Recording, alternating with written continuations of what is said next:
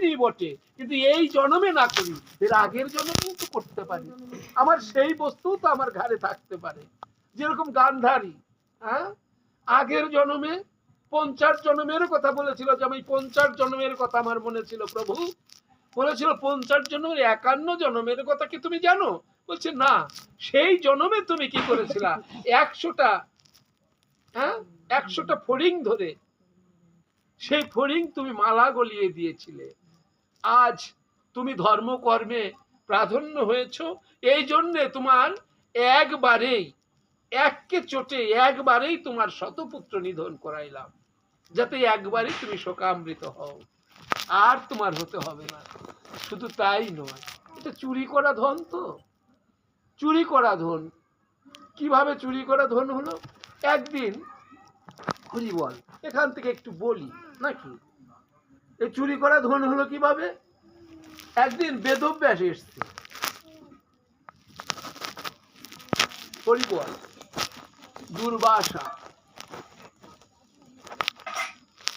দুর্বাসা মুনি এসছে, এসে বলছে কি,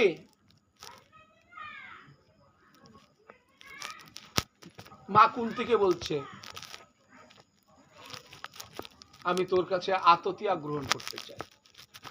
আততি বুঝছো? মানে আমি তোর বাড়িতে কিছু সেবা করতে চাই। আগেকার দিনে এরকম বৈষ্ণবরা এসে বলতো। এখন তো বৈষ্ণবের খুব অভাব, হরি বল না, এখন বৈষ্ণব বেশি হয়ে গেছে।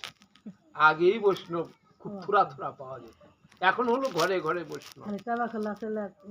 হ্যাঁ, একজন ছিল, হ্যাঁ, এসে রাত্রে তউল গেত, হ্যাঁ, ধলা বউকে নিয়ে পড়ে।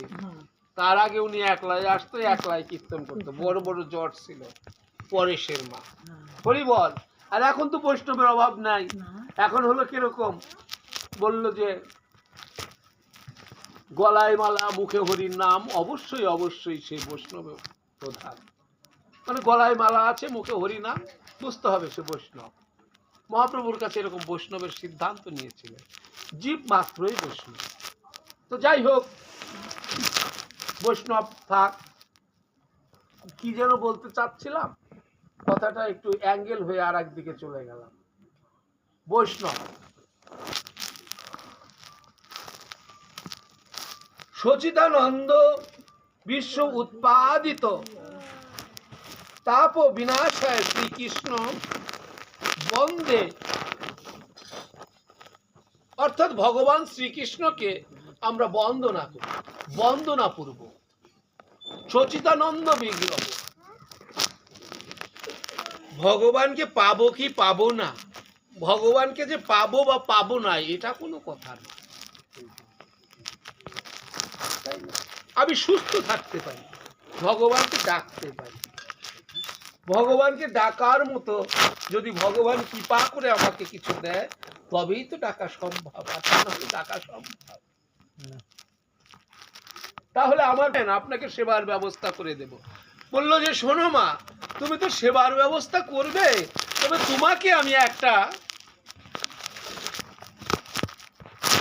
শপথ, আমার কাছে তোমার একটা ফোন করতে হবে, আমি যা চাইবো আমাকে তাই দিতে হবে। ঠিক আছে বাবা, বৈষ্ণব কি চাইতে পারে, একজন বৈষ্ণব কি চাইতে পারে? কুন্তির মনে এখনো ভাবনা যে একজন বৈষ্ণব কি চাইতে পারে। তখন বলল যে হ্যাঁ, আমাকে 100 পদের ব্যঞ্জন দ্বারায় আমাকে সেবা দিতে হবে। 100 পদে, বুঝলে তো? 100 পদের ব্যঞ্জন, অর্থাৎ 100 পদ রান্না করে, 100 পদ রান্না করে আমাকে সেবা দিতে হবে। বলছে ঠিক আছে।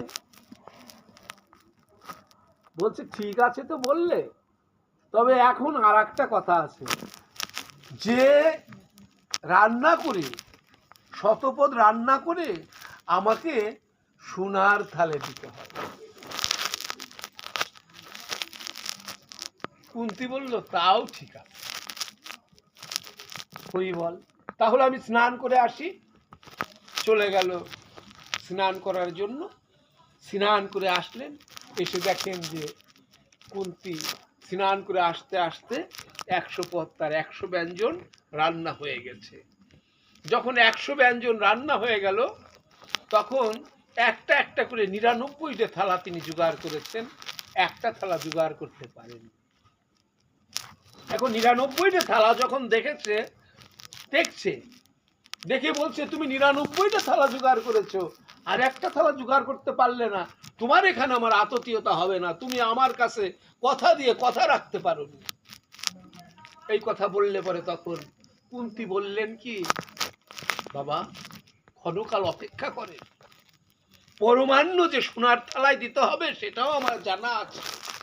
তখন তিনি কি করলেন, এই বুকের, তার যে বুকের কাপড় ছিল সরিয়ে দিয়ে, তার যে নিচে যে কাপড়টা পরা ছিল, যে জামাটা গায়ে দেওয়া ছিল, সেই জামার বোতামগুলো খুলে ওই পরমান্ন, টকটকা পরমান্ন শুয়ে বুকের উপরে ঢেলে দিয়েছে। নিতাই গৌর হরিবল, হরিবল। বুকের উপরে ঢেলে শুয়ে আছে, দগদগ করে ওখান দিয়ে ধোঁয়া বের হচ্ছে। পরমান্ন রান্না করে একটু, হরিবল, ওই যে ওর নাম যেন কি, এই যে এটার ছেলের, হরিবল, সরজিতের ছেলে একটু ইসের মধ্যে পড়ছে, তার কতখানি পুড়ে গেছে, এখনো দাগ রয়ে গেছে। কিন্তু এই ব্যক্তি কি করে সম্ভব, কাছে কাছে এসে জিজ্ঞাসা করছে, ওগো তুমি একই করেছো? বলছে, এটা তো আমার সোনার দেহ, এই তন, সোনাতন, অর্থাৎ সোনার দেহ। হরিবল, এই সোনার দেহে আমি দেহের মাঝেই রেখেছি, আমি অন্য কোথাও রাখি। তখন তাকে জিজ্ঞাসা করেছিল মুনিবর, মাগো তুমি যে বক্ষ মাঝে এইভাবে পরমান্ন ঢেলে রেখেছো, গরম পরমান্ন, তোমার বক্ষ কষ্ট হচ্ছে না?